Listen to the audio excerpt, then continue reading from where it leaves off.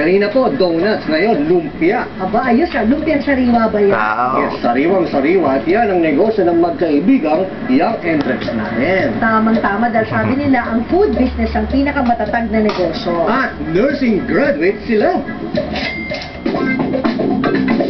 Batok ito. Hataw. Kilala sila Phil Empeño at Mike Reyes sa Colay. Yeah. Parehong nursing ang kanilang kurso. Dito nabuo ang kanilang pagkakaibigan hanggang magtapos ng pag-aaral. Parehong health conscious ang dalawa.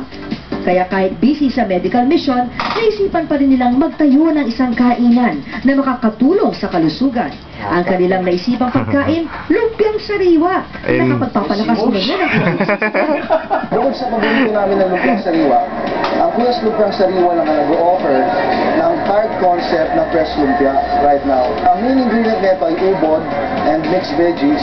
Right now, ang tawag nila sa aming lumpia ay Post na po si Kuya Gil. dahil pinag-uusapan daw sa sarap. Ang kita sa isang araw ng isang cart, roughly estimate 10,000 a day. Yung isang taon lang nagsimula sa negosyo, sina Gail at Mike. Malaki din ang kinailangan nilang puhunan, lalong-lalo na sa mga gamit. Palagi kami nag-iisip ano ba yung magandang business sa concept right now.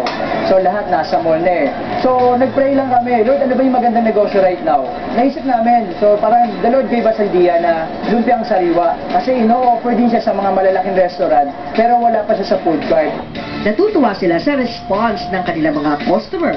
Araw-araw marami silang benta. Masarap ang pakiramdam dahil kami nag-formulate ng mga timpla nito. Kaya very fulfilling. Hataw. Gusto ko ng mga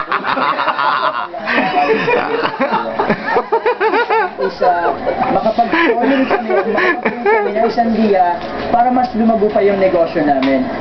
Sa halagang 42 pesos, meron ka ng masarap at healthy food na punong-puno ng ubod, lettuce at herbs.